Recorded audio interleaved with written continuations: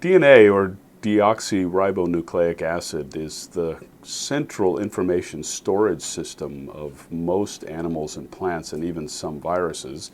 The name comes from its structure, which is a sugar and phosphate backbone which have bases sticking out from it, so-called bases.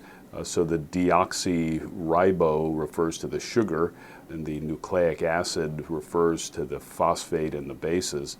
The bases go by the names adenine, cytosine, thymine, and guanine, otherwise known as A, C, T, and G. DNA is a remarkably simple structure.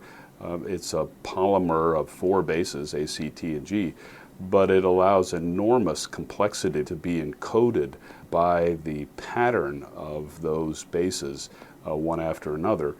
DNA is organized structurally into chromosomes and then wound around nucleosomes as part of those chromosomes. Functionally, it's organized into genes, which are pieces of DNA which lead to observable traits.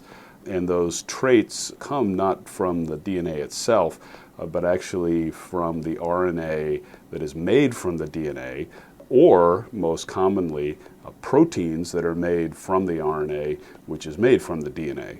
So the central dogma, so-called, of molecular biology is that genes, which are made of DNA, are made into messenger RNAs, which are then made into proteins. And for the most part, the observable traits of eye color or height or one thing or another of individuals come from individual proteins. Sometimes we're learning in the last few years, actually, they come from RNAs themselves without being made into proteins, things like microRNAs. But those still are relatively the exception for accounting for traits.